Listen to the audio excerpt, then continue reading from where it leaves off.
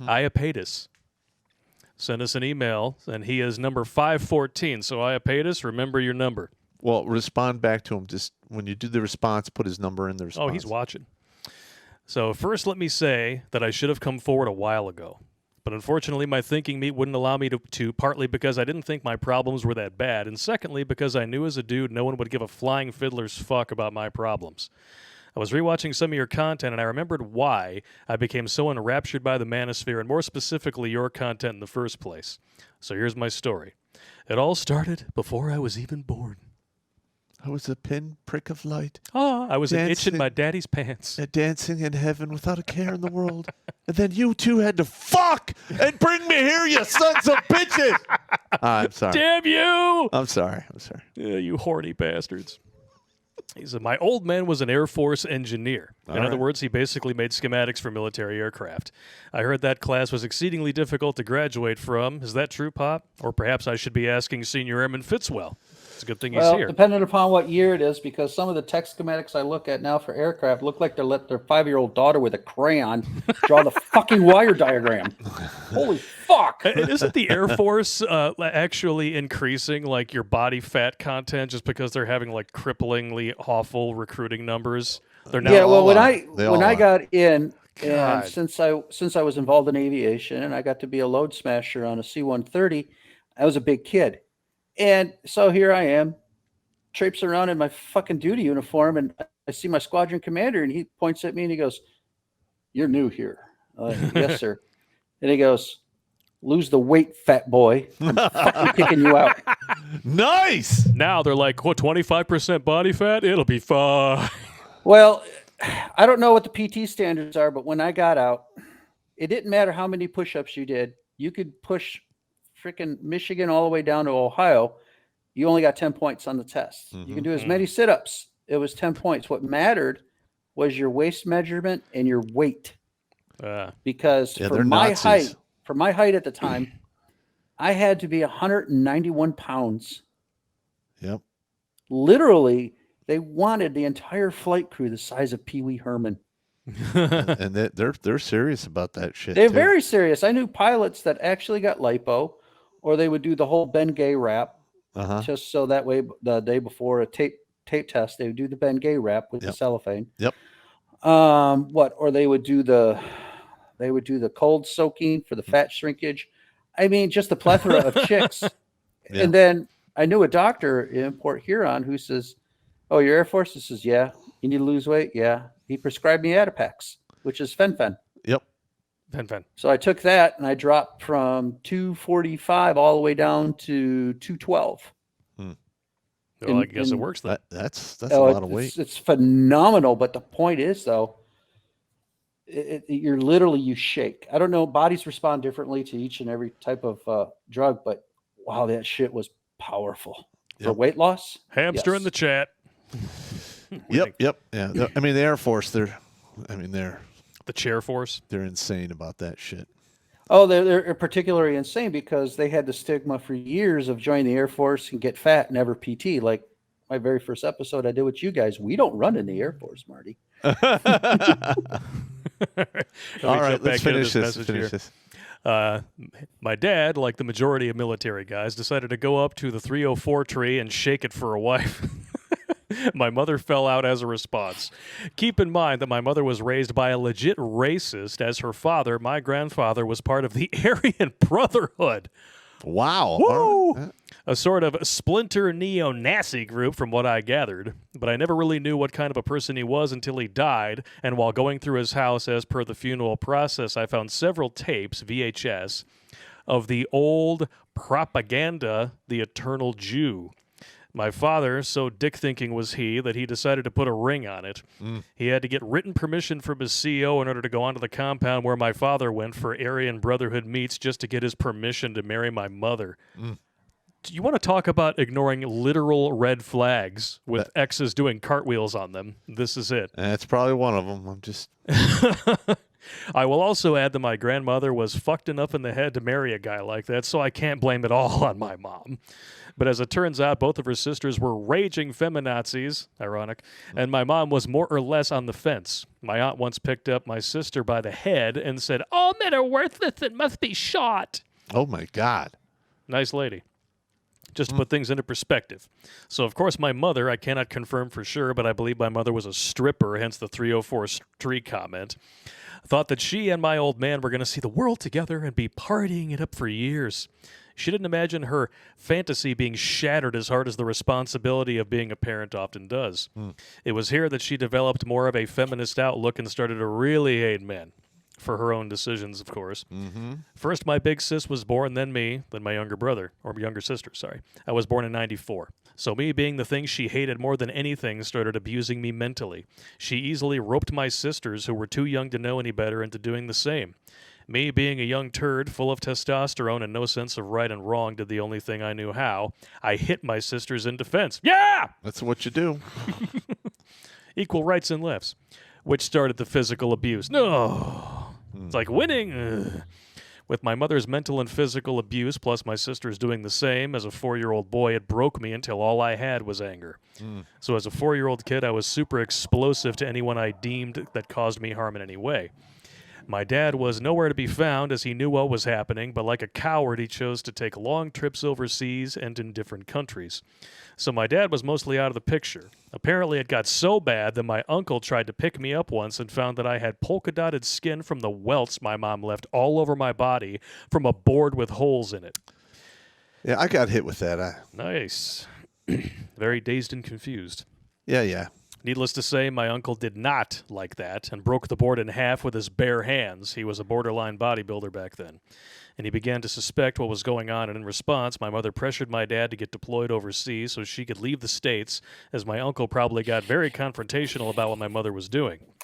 Now, in Japan, completely isolated, my mother decided to try and make me a eunuch by tying a string around my junk in hopes that it would die and fall off, essentially trying to castrate me like a common steer on a fucking dairy farm. Holy shit. Your mom's a piece of work, bro. Oh, my God. Wow. That is over the top right there. My old man said they used to just... She's got to check the fuck in. No shit. Wow. She needs an I love me coat, if you know what I mean. Yeah, I know. My old man said that they just used to cage the bulls and then slice the balls off, but it worked on dairy as well, and now they tie rubber bands on their balls. Luckily, I was old enough to realize that it hurt, and I just untied the string. It got so bad that I beat my friend half to death. Oh, my God. Well, you see, there's no way that you can really know that unless you were to beat him again in exactly the same way, and he were to die right at the end. What? I'm just talking sense here. Yeah, you're right. Yeah. I guess. He didn't deserve the half to death part, but at the time he definitely needed a good whack between the eyes. Hopefully not with something that had a string attached to it at that particular moment in time, because that's a homo suspicion point, and those don't come off. My dad's still nowhere around because he didn't want to deal with my mother. While in Japan, they took me to the on-base hospital, and they diagnosed me with something. They didn't know what was wrong with me either, but they thought the best course of action was to pump me full of antipsychotics. Oh, my Because God. that's always the answer. We eventually moved to Germany, where shit got so bad that as a 10-year-old boy, I created a plan to kill my entire family. Damn. That is deep. That is real deep. Yeah, he says, don't read that aloud. If you want to know those deets, I will tell you another time. Wow. Me and my mom got sent back to the States. I'm glad that you got over that. Where I got put into a psychiatric hospital, which is basically just a prison for kids, where they treated me like a guinea pig for whatever antipsychotics they came out with that year. My old man retired in Arkansas, where I would be put into several other child prisons, putting me on more antipsychotics, and essentially brainwashed me with drugs, which is possible to completely make a person essentially an amnesiac on drugs. Look up the Mandela effect. Yep. Wow. All right. I seen what hard psychotropics did to prisoners in the psych unit I worked in. And then when they have to detox off that stuff, it's like a complete crash. But they turn into monsters. It's just insane, man. All I had for my emotions up to this point was anger. After going to so many of the child prisons, getting pumped full of more and more meds combined with the brainwashing, I eventually lost my anger too. So now I have to live the rest of my life with practically zero emotions, an empty shell, if you will, which might sound nice to some people, but imagine being able to only feel the extremest of extremes and being apathetic the rest of the time. Wow. Fast forward to adulthood, I grew up with a mother who fed me horse shit about what women want. My sisters basically man-hating feminists themselves, brainwashed. My thinking more screwed up than Pinhead if he decided to use long screws instead of pins. After a while, I decided to end it. I tried to self-delete for attention and to end my suffering because I thought that my family will only care for a second after I'm gone. And to fucked up me, them caring for a second was still better than them not caring at all. Needless to say, my attempt failed, and shortly after I was homeless because I thought the world owed me something, so I never worked. It happened twice. But as Pop said, lessons will be repeated until they're learned. I learned to accept work as a means of survival. I still had thoughts of self-deletion afterwards, mainly because I thought at this point, as a 20-year-old, a woman was the answer to everything. I should also say my uncle, the one who broke the board with his bare hands, was trying to unscrew my head as well, but I gave him the middle finger when he said he knew why I acted the way I did. But when I asked for the truth, which would have helped me immensely, he did a 180 and said, "I'm not telling you." In the end, all of his lessons went up in smoke because of that. It was like finding an amnesiac. It was like finding an amnesiac and telling them that you knew who they were, but you weren't going to say. In essence, one of the biggest kick to the balls a person could take. So me trying to pick up chicks was a disaster because I was taught what women want by my mother, who, as you know, was a raging feminist in the end. Side note, my dad was served divorce papers when I was 14 after 10-plus years of marriage, which only survived that long because my father wasn't there. He still thinks he got a fair shake in divorce court, even though he retired from the Air Force after 20 years and my mother took half his pension. That's how it goes. Yeah. If Pop asks, my dad retired as an E7 Master Sergeant. Shortly after I found Pop's videos is when this all happened. I was trying to look up how to get chicks, and instead I was shown the video of Pop in a wedding dress. God damn it. I was so mesmerized by the clusterfuck of what I was looking at. I watched that video, and then another, then another, and then another. Till finally I got to the video where he talked about how to unfuck yourself and take responsibility. After that time, I thought about self-deletion. My mind immediately went to Pop giving me the knife hand and telling me to unfuck myself. And now I have a better outlook on life. I started to mend my relationship with my dad and slowly but surely trying to unfuck the programming that the shitheads and the child prisons rammed into my skull. I'm a little worried about relapsing in times like these, but I'm sure that if I imagine Pop giving me the knife hand, I'm fucking up somewhere. This is Iaepetus, and I'm finally proud to be alive. Thank you, Captain Blake and Sergeant Pop. Pop, send me out with a knife hand telling me to unfuck myself. Yeah. Unfuck yourself, goddammit! 514. 514. Man, and Iaepetus, I mean, in the comments that he leaves almost every stream, he Yeah. always seems to have everything together. You never can tell about anybody. Well, listen, I too I grew up with a single mother, and everything I was taught about the opposite sex was completely wrong. And it took me a long, long time to unfuck that programming. Yeah. Now, I did have an uncle who is married to my mother's sister, and, he was not kind to me, pretty much. And I remember the last time he and I had our head-butting thing. I was about 12, and I looked at him. I said, if you think that I'm going to be like this forever, you're out of your goddamn mind. All right?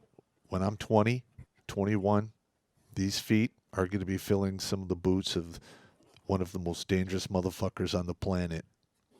Do you really want that guy to hate your fucking guts? Because we're going down that road. That was probably the last time he quit fucking with me. That was pretty much it. I mean, I was angry with the guy and I kind of still hate his guts, but when I was 22, he never said shit to me again after I turned 12. But when I was 22, I took a fight in Cobo Hall, the Tough Man. Oh, yeah. I remember watching that video. Yeah. And I was 178 pounds, and they threw me into the heavyweight division, and I took third. Yeah. And everyone I fought was 210 pounds above. And here's the best part. They showed that on Pass on I cable remember that. TV. I remember Pass. Yeah. Yeah. And my cousin, who's my uncle's son, was watching the whole thing on TV with my uncle sitting on the couch behind him, knowing that Hey, you weren't lying. I wasn't fucking Even lying. as a 12-year-old. And 12-year-olds lie about everything. I was serious as heart attack. I'm like, we can keep going down this road, and this is what's going to happen. That's when you just finished selection, didn't you? I finished selection at I think I was 22 when I went to selection. Yeah. Nice. Watch Grunt Speak live every Tuesday and Thursday at 8 p.m. Eastern. And if you want to join Pop for Supporter Sundays, go to redonkulous.com/donate and make a monthly pledge. A link is in the meat caser box.